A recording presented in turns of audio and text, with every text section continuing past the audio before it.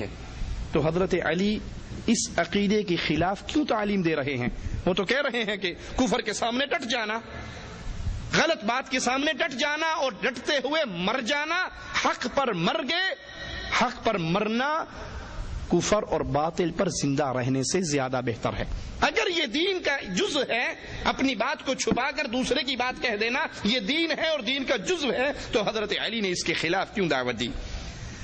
شیعہ کا عقیدہ ہے کہ ابو بکر منافق تھے، نعوذ باللہ ثم نعوذ باللہ۔ تو سوال پیدا ہوتا ہے کہ ہجرت کے وقت ابو بکر صدیق رضی اللہ عنہ وارضا نے نبی کے ساتھ جانے کا فیصلہ کیوں کیا جبکہ وہ اپنی قوم میں موجود تھے، کفار ان کو پکڑنا چاہتے تھے؟ تو ابو بکر نے نبی کا ساتھ کیوں دیا؟ اگر وہ نعوذ باللہ منافق تھے، اوپر سے مسلمان ہوئے تھے، اندر سے کافر تھے، تو ہجرت کے سفر میں اللہ کے رسول صلی اللہ علیہ وسلم کا ساتھ ابو بکر صدیق رضی اللہ عنہ وارضا نے کیوں دیا؟ کہتے ہیں کہ اگر یہ کہیں کہ ابو بکر نے دنیاوی مال کے فائدے کے لیے نبی کے ساتھ ملے، منافق تھے، اندر سے کافر تھے، تو جب رسول اللہ صلی اللہ علیہ وسلم تنہا اکیلے مکے سے نکلے تو وہ کون سا فائدہ تھا، وہ کون سی مصلحت تھی جس کے لیے ابو بکر رضی اللہ عنہ نے نبی کا ساتھ دیا؟ حالانکہ ڈر یہ تھا کہ کفار کہیں اللہ کے نبی کے ساتھ ساتھ ان کو بھی قتل نہ کر دیں۔ یہ تو ابو بکر صدیق رضی اللہ عنہ پہ جھوٹ اور تہمت ہے۔ ابو بکر رضی اللہ عنہ نے مالی فائدے کے لیے ہجرت میں آپ کا ساتھ نہیں دیا، بلکہ ہجرت کے پورے سفر میں ابو بکر صدیق رضی اللہ عنہ اپنا مال نبی کریم پہ خرچ کرتے رہے۔ ان کا عقیدہ ہے کہ صحابہ نبی کریم کی وفات کے بعد مرتد ہو گئے۔ تو سوال پیدا ہوتا ہے کہ ان صحابہ نے پھر مسیلمہ کذاب کے ساتھ، جھوٹی نبوت کے دعوے داروں کے ساتھ، مرتد ہو جانے والے عرب قبائل کے ساتھ، زکوٰۃ کا انکار کر دینے والے قبائل کے ساتھ ان صحابہ کرام نے جنگ کیوں کی؟ ان کو قتل کیوں کیا؟ اگر صحابہ خود ہی مرتد ہو گئے تھے تو مسیلمہ کذاب سے جنگ کیوں ہوئی؟ خالد بن ولید کیوں لشکر لے کر نکلے؟ صحابہ کرام کیوں لشکر لے کر نکلے؟ اگر واقعی یہ مرتد ہو گئے تھے تو وہ جو مرتد ہو چکے تھے ان کو واپس اسلام میں کیوں لے کر آئے؟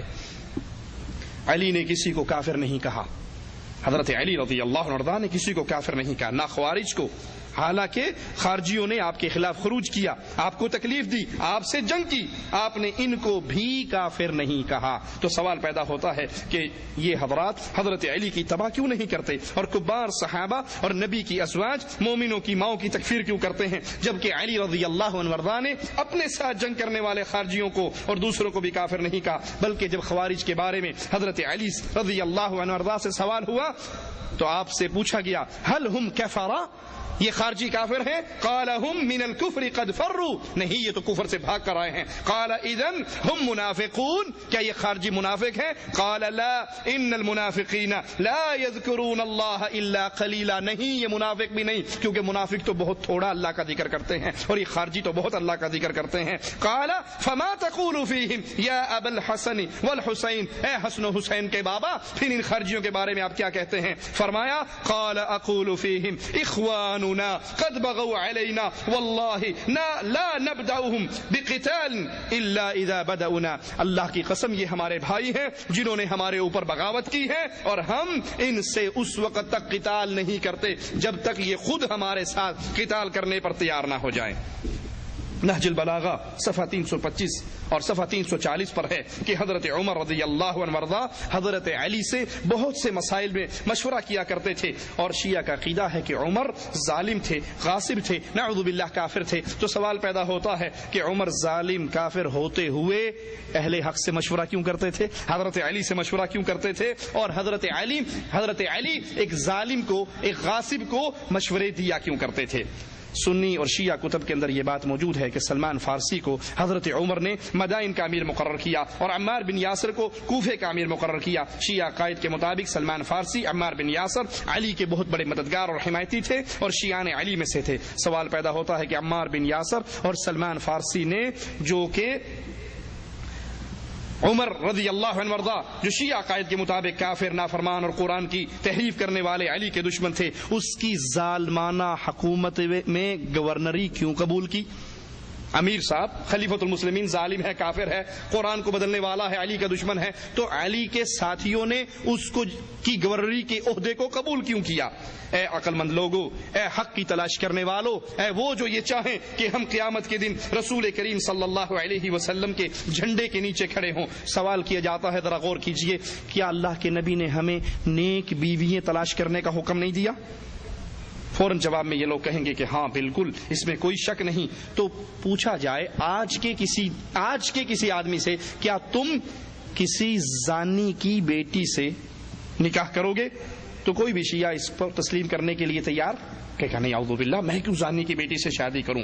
تو آئیے یہ اپنی کتابوں میں لکھتے ہیں کہ نعوذ باللہ حضرت عمر زانیہ کا بیٹا تھا. یہ عقیدہ بہرانی نے اپنی کتاب کشکول میں جلد نمبر 3 صفحہ 210 پر لکھا. نعمت اللہ الجزائری نے یہی عقیدہ اپنی کتاب انوار النعمانیہ جلد نمبر 1 صفحہ 360 پر لکھا کہ نعوذ باللہ ثم نعوذ باللہ عمر ولد الزنا تھے اور اس کی بیٹی حفصہ منافقہ اور خبیثہ تھی بلکہ کافرہ تھی. اب سوال یہ پیدا ہوتا ہے کہ رسول اللہ صلی اللہ علیہ وسلم نے ولد الزنا کی بیٹی سے شادی کیوں کی؟ انا للہ و انا الیہ راجعون. تم اپنے لیے اس کو پسند نہیں کرتے. آج کے دور کا بے غیرت سے بے غیرت انسان بھی اس کو اپنے لیے پسند نہیں کرتا کہ وہ کسی زانیہ کی بیٹی سے شادی کرے. اور تمہارے عقیدے کے مطابق نعوذ باللہ ثم نعوذ باللہ حضرت عمر ولد الزنا تھے تو پھر حفصہ زانی کی بیٹی ہوئی, اس سے رسول اللہ صلی اللہ علیہ وسلم نے نکاح کیوں کیا؟ اور جب اللہ کے نبی صلی اللہ علیہ وسلم پر جبرائیل یہ پیغام لے کر آئے کہ اس سے رجوع کیجئے, انہا قوامۃ صوامہ, یہ بڑے روزے رکھنے والی اور قیام کرنے والی ہے اور جنت میں بھی یہ آپ کی بیوی ہے, تو اللہ نے کیوں منع نہیں کر دیا؟ اگر تمہارا عقیدہ ٹھیک ہے, اللہ کی قسم تم رسول اللہ صلی اللہ علیہ وسلم پر جھوٹ بولتے ہو اور اپنے لیے جو پسند کرتے ہو رسول کے لیے اتنا بھی پسند نہیں کرتے.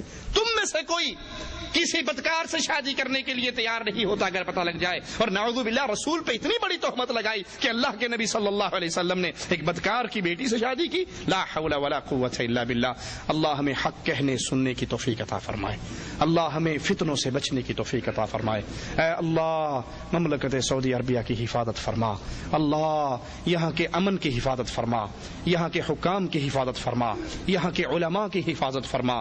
اللہ اس مملکت, یہ توحید کی مملکت جہاں پر لا الہ الا اللہ کی حکومت قائم ہے, جہاں پہ قبر پرستی کا شرک موجود نہیں ہے, اے اللہ تجھ سے سوال کرتے ہیں اس کے امن کے بارے میں کوئی انسان اگر فکر اور پلاننگ کرے اس امن کو خراب کرنے کے لیے, اللہ تو اس پہ اپنا قہر نازل فرما. اللہ اگر یہاں کے علماء کے بارے میں کوئی گندی فکر رکھے اللہ تو ان کو برباد فرما. اللہ یہ پھلتا پھولتا ہوا توحید کا بوٹا اسی طرح پھولتا رہے اور یہاں پہ تیری توحید غالب رہے. جن ظالموں کی آنکھوں میں یہ کانٹے کی طرح چبھ رہا ہے اللہ تو ان ظالموں کے ہاتھوں کو توڑ دے. اللہ وہ سوچے جو اس پیارے ملک کے خلاف سوچتی ہیں اللہ ان دماغوں کو شل کر دے اور ہمیں اپنے نبی کی محبت عطا فرما, اس کے صحابہ کی محبت عطا فرما, اہل بیت کی محبت عطا فرما. اسی پہ قائم رکھ, اسی پہ زندہ رکھ اور اسی پہ موت عطا فرما. اقول قولی ھذا واستغفر اللہ لی ولکم ولسائر المسلمین فاستغفروہ انہ هو الغفور الرحیم.